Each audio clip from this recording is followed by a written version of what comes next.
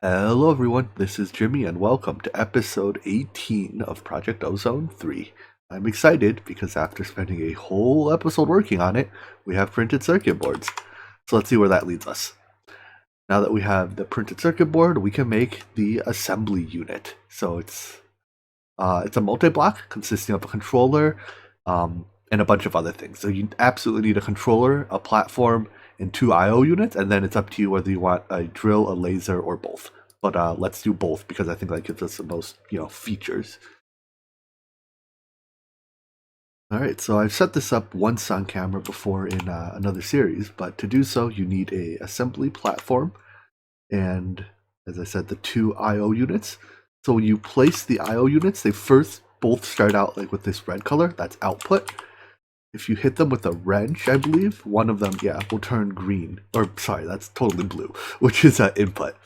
So this is like the input arm, that's the output arm, and then you just need your drill laser and your controller. The controller is what takes the actual input, and it inputs air pressure, like most other blocks in this mod. So let's feed it some. Let's see.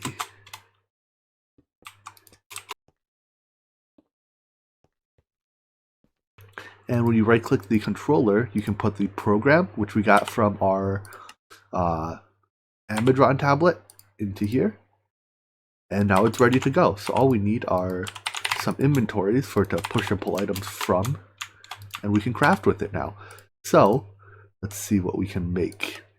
It provides a couple things. Let's see. We can make pressure chamber stuff a lot more resource efficiently. We can make red dye from redstone, cool. We can make unassembled PCBs.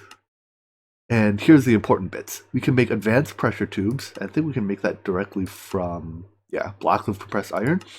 And I have no clue what this is.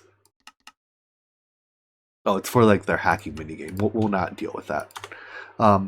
So the reason why advanced pressure tubes are nice isn't because, like, I think they transfer it can transfer more air than a normal pressure tube, but mostly because it's a crafting component and stuff like the Flux Compressor. So let's see that in action. I think the recipe is 1 block of compressed iron makes 8. So let's make a lot of these because we'll want to replace all of our pressure tubes with the advanced version. All right, here we go. So we put our blocks of compressed iron next to the input arm, and it goes and reaches for it. It's way too slow without upgrades, so you put some upgrades in. But do bear in mind that, when you put upgrades in, you make it use more air. So it goes and like does the laser thing on it. And then it does, it does a drill thing, and then it does the laser thing. And then it takes it out and puts it in your output chest. Neat. So now that we have these, let's go and make that that advanced or that flux compressor while this crafts more so that we can replace all of our wiring. 1 flux compressor coming right up, so we can just straight up replace our coal-fired compressor with it. And what you'll notice is, that's facing the wrong way. Let's face it with the output facing our pipes. It's here, right? First of all, it doesn't take item input, so we don't need the coal drawer anymore. But let's see, we still want it configured to run on redstone low. We still want to give it its speed upgrades. Now, this compressor has a temperature bar, and this heat says, there's a lot of text here, but essentially it says if it gets too hot, it runs less efficiently. So we're going to have to vent that heat. Easiest way to do that, put a block of compressed iron next to it that just acts as like a heat can conduct to the conductive iron, and then surround that block with heat sinks. Lastly, we need to provide it with RF, being a flux compressor after all. So it looks like it can't fit there. Let's wire it up.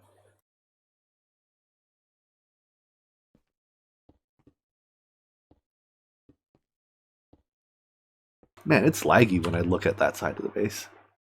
It's just under 30 FPS. I should do something about that at some point.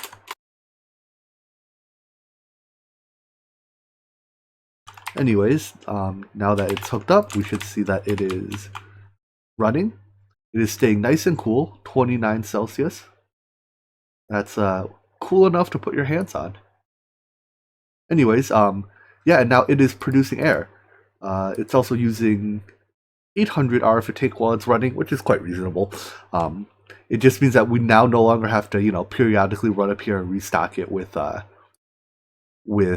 coal, which is really nice. So another thing you'll notice is that the flux compressor can actually run all the way up to 20 psi before exploding, whereas stuff like all these can only go up to 5. So if we want, we can actually build now a two-sided pressure system where we have a high pressure side and a low pressure side. Where the high pressure side is up at, in this territory, right? The 15 through 20 psi, and then we can use there's one of the valves. I think it's like a pressure relief, or not a relief valve, but I don't remember what it's called. Well, while I look for it, I'll just describe what it does. It can limit the amount of pressure that will be allowed through to the low side. Here we go, a regulator tube module. So, yeah, this will allow you to the regular tube module will allow you to say, no matter how much pressure is on the high side, only allow at most this much pressure to the low side. Cool. But I don't feel like redesigning our entire, pressure pump system yet.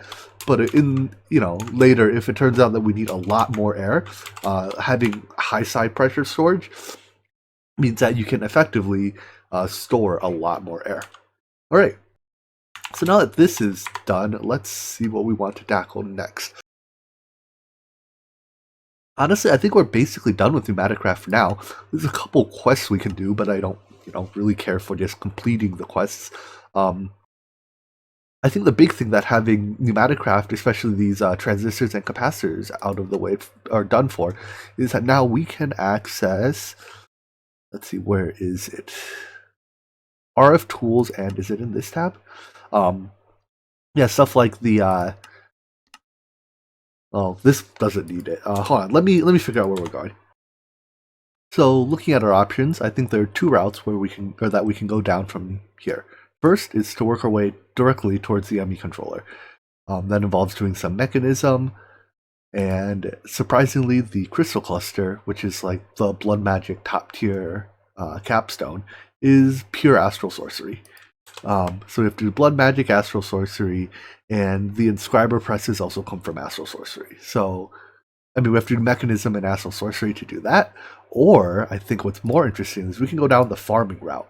And I've chosen the imaginary time block to kind of represent that, because in this pack, I feel like the imaginary time block is the gate that makes farming extremely efficient. This is a block that basically makes plants grow near enough instantaneously. Like, the plant will grow from just planted to fully grown within 1 second if it's close to one of these.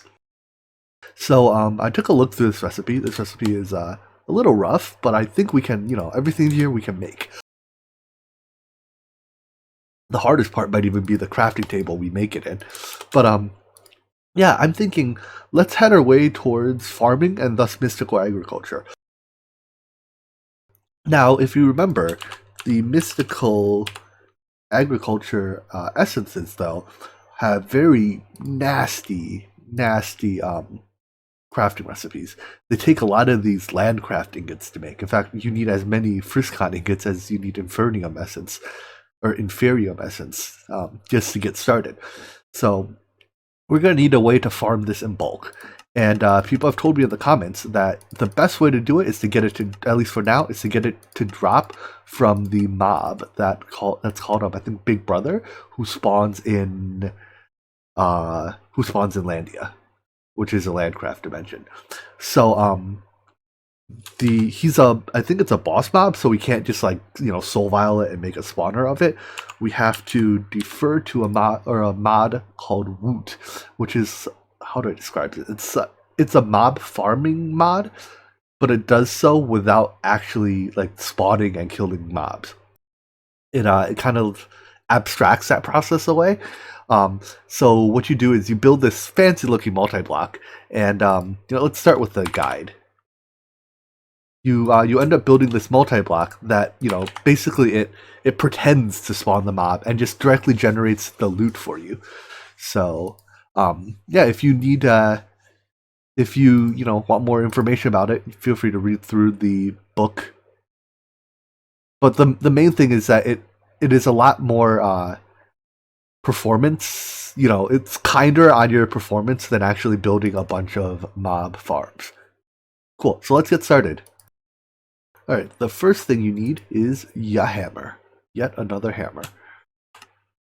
It's basically the wrench of the mod, but you need specifically this one because we need Stygian iron ore.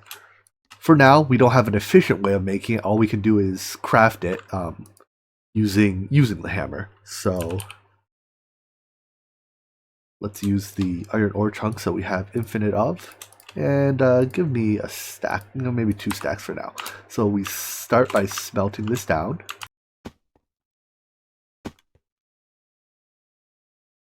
I hope it doubles it. It does not. That's a shame. Alright, so now that we have Stygian iron, which is the basic component, I guess you could say, of this, it's basically iron, but the Woot version, we can use it to make all the pieces we need for the mod. So let's actually take a look at the way the questline walks us through it. I'll admit I've actually done very little with Woot, so I am not all that well versed in it. I guess it has a start by... I'm just going to craft these items to complete this quest, I guess. Next up, we need to make the Stygian iron anvil, and according to the quest book, it must be sitting on a magma block. So let's do this stuff. We'll do it over here for now. I don't think any of it needs RF until the end, and I'm thinking we'll put it over here. This will be our mob farming area. So let's put it on a magma block, and I think it's just a crafting mechanic. Next up, you'll want to make something called the intern. The quest book doesn't ask for it, but it helps you determine what blocks you need for the tier of the spawner you want. So we're going to start with a tier 1, which takes those blocks, and I think the blocks in red are just ones that can't automatically place. This functions kind of like, remember when we did the blood magic ritual? We could just click on the ritual stone and it placed all the other stones. It functions similar to that. So I'm going to do some crafting off camera, whoopsies, and make these things. So for those of you that are like me, just learning how to use this mod, the way to interpret this recipe is that to craft this with the anvil, you start by taking the die, which is shown in the bottom slot.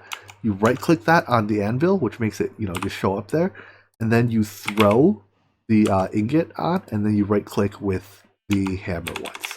So I think you can just throw a bunch on there and make a bunch of plates this way. Cool. So the way you choose what mob to spawn is you start by making these ender shards. Pretty easy. 1 eye of ender makes 3, and then you take it. Let's do a pig for now. Sorry, pig. You left click it to hit the pig, and it'll set the pig. It says you have to kill a pig, and you don't have to kill the pig. You have to hit the pig once with the shard, and then you just have to kill that animal with the shard on your hotbar. What that'll do is now it is a fully programmed pig shard. I don't know if some mobs may require more than 1 kill. I'm not sure. But once you have a fully programmed shard, you then craft it with the controller core, which I have a handful of. And that creates a programmed... Whoopsies. No? Do I have the... Hold on. Do I have the wrong die here? Oh, I use the shard as the... Okay. And I need a factory base.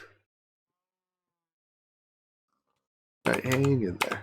So, put the shard on. One of these. Hit it. There we go. There's our controller. So this controller is programmed to pig, and you see it's a tier 1 mob, which means it only takes a tier 1 structure to spawn it.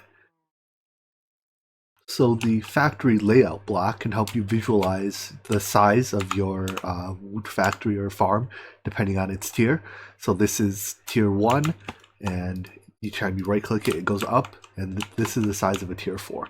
So given that, I'm thinking that let's give each one its own chunk, because the tier 4, conveniently more or less fits in a chunk. So let's build our first one. Let's see, start with a tier 1. And I think the way it works is you just right, whoops, maybe you have to place the controller. Let's start with that then.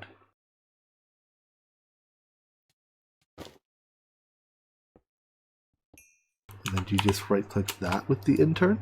But that's not where the controller goes. Is that where that's where the heart goes, I think. Yeah.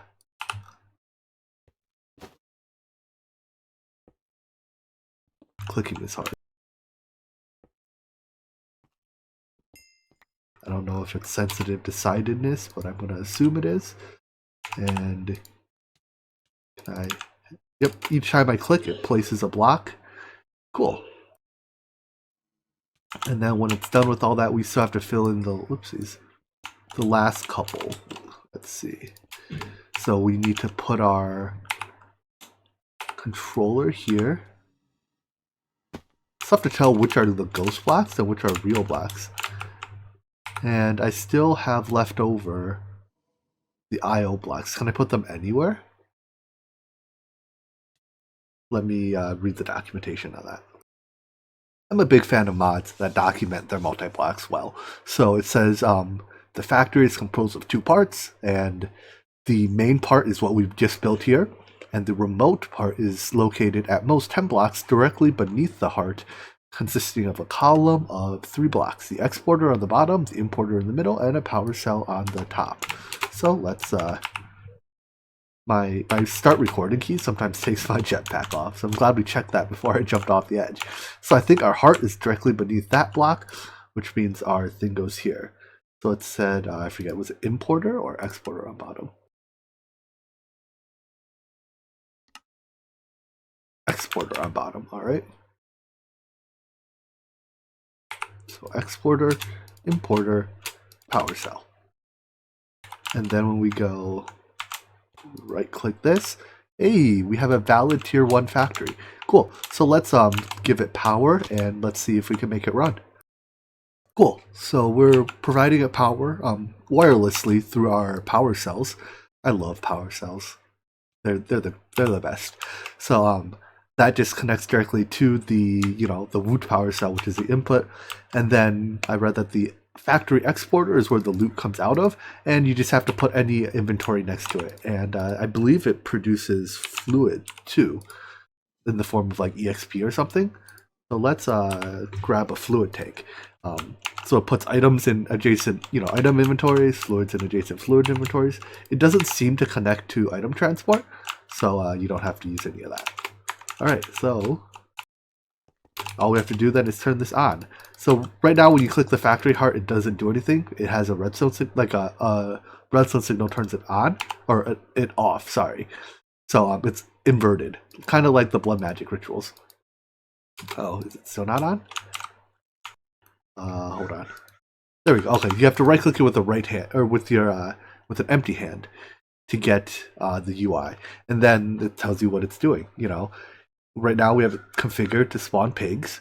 It takes 90 RF a tick and 320 ticks per spawn, and these are the drops. And I think it even gives a drop chance. It does. Cool. And then all these drops are placed into here. We now have some pork chops and tallow. And I guess pigs don't produce any fluid, so we're not getting EXP from them. But that's just the very basic tier. Now in this multi-block, we have these factory upgrade bases. So let's turn it off for now. These upgrade bases, I believe we can place a upgrade either above them or something to modify the behavior of the factory. It might just be that tier 1 factories don't get any upgrades. Let me read about that. Okay, so what we have here is a tier 1 factory. It supports up to 2 tier 1 upgrades, which means we just have to place the upgrades if we want to use them. So let's see what tier 1 upgrades there are. Oh, there are a lot to choose from. So there are a bunch of types: rate, looting, exp. I guess you need that to get the fluids. I don't know what mass is.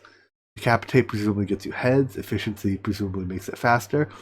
You can make it generate life essence, and I guess the blood magic crystals. I'm not 100%. Oh, you can make it generate will. Okay. So what we'll probably do is, I guess let's put looting on this one. So I think we just have to make a couple of these looting 1 upgrades. Thank God for the Ender IO enchanter when you're after a very specific enchant. You don't have to, randomly go enchanting books till you get it. So, looting 1 enchants. And I think all we have to do is place the upgrade on top of the upgrade base.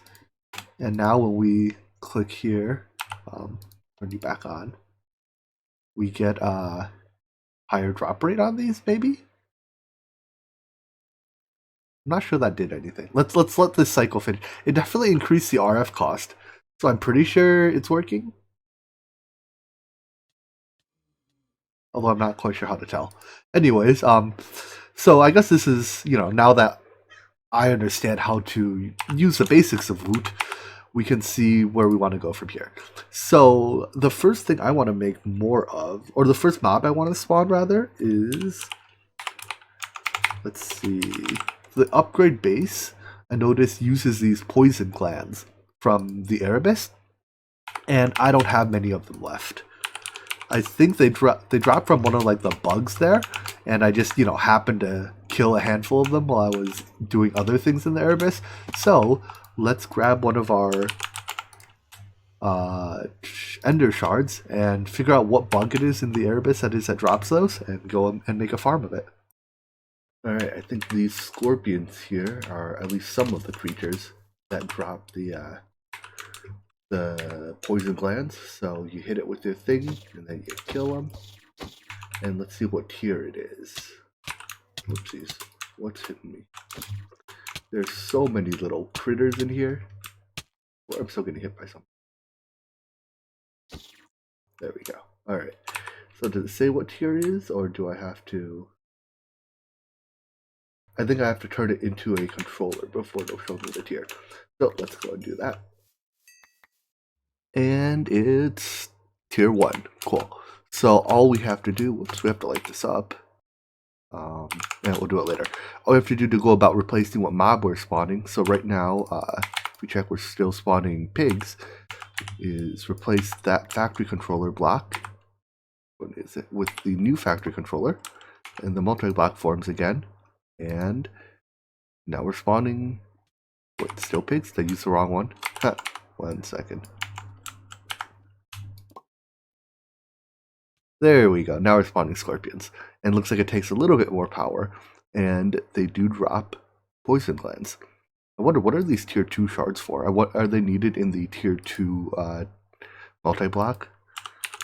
Is that how like it requires me to do the tier 1 before the tier 2?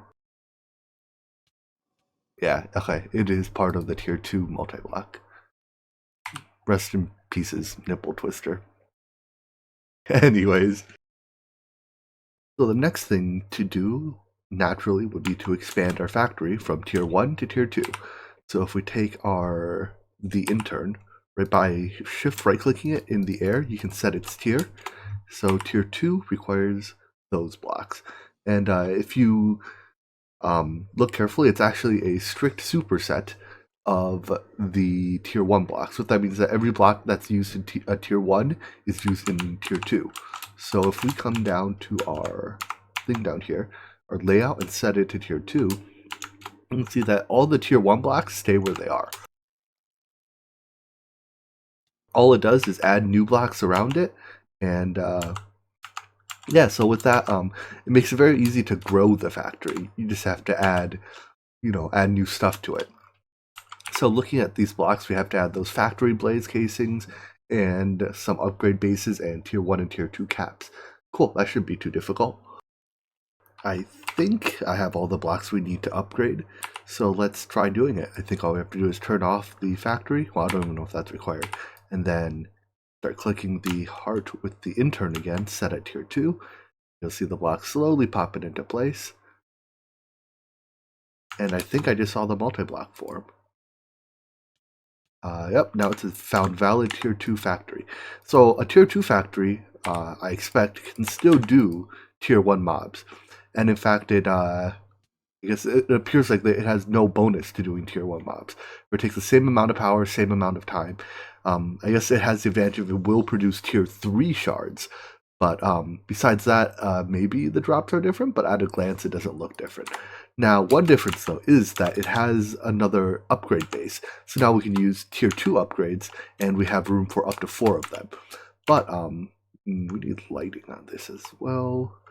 Let's see. But before we worry about upgrades, let's see if we can upgrade it straight to tier 3. I want to put my torches somewhere that they don't interfere with future expansion. There we go. So let's take a look at what a tier 3 will require.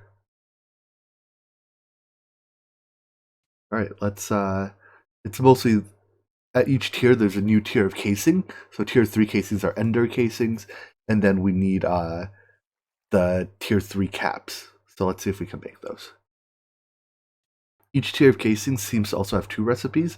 There's like the no resource recipe where you can use the appropriate tier shard, or for this one, because tier 3 is ender, we can use ender pearls.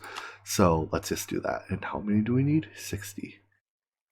That's a lot. Whoops, we need factory bases.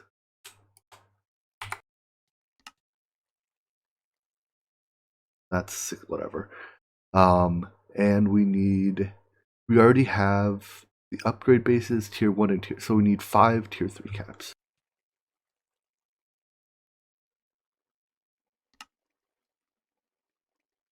Alright, let me craft these real quick. Hammering away, making emerald shards, making a mess. This is what I found to be the easiest way to use the anvil. It's just throw a bunch of stuff on the ground next to it, and then spam it with the hammer and let it make a mess and pick up the shards at the end. Anyways, I think we needed 5 of those. So with that, I think we're ready to upgrade it to tier 3. Cannot replace block. Why? Is it because it's on? No. Oh, because I have torches in the way, don't I?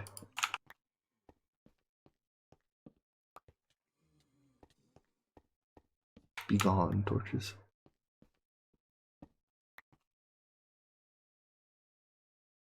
Let's try that again. There we go.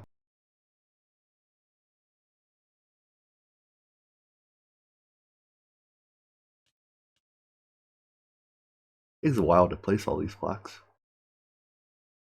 And I think that's formed. Still says tier 2. What's missing? Do I have to set... Wait, no? Why is this still tier 2? No, it says tier 3.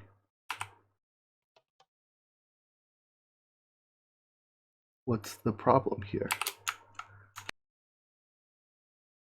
Are my torches in the way of something? One sec. Ah, I figured it out. The hammer also has modes in it. So if you shift right click, you can set it to, validate tier. And I had it on tier 2, which is why I was saying this is a valid tier 2 factory. It is technically true that this is a valid tier 2 factory, but it is also a valid tier 3 factory. So, you know what's next? Let's try for tier 4. So the tier 4 casing takes nether star shards, and we need almost 100 of these. So that's 11 plus nether stars. Or alternatively, we can just let this run a while and pick up these tier 4 shards.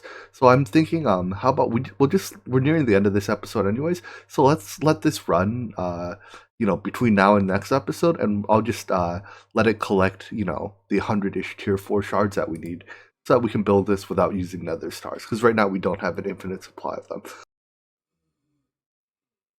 In the meanwhile, let's plan out what mobs we might want to gather to spawn. So I know the I'm out of energy in my jetpack almost. Why is it still draining? I'm not hovering. Weird, what's it draining for? If I head over here, I'm in range of my charger now. Now it's going up. Alright, whatever. Anyways, yeah, we need to spawn the...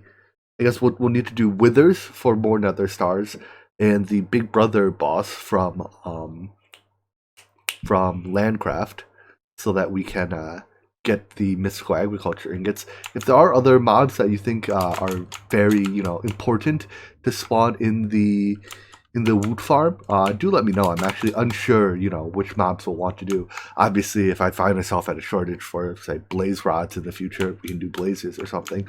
But yeah, anyways, let's wrap up this episode here. I had fun learning, how to use Woot. I think it's a very well documented and straightforward mod, so I expect I'll like it. I expect we'll be building a lot more than one of those in the future as well. So with that, I hope you liked this episode. I hope to see you in the next one. Take care. Bye-bye.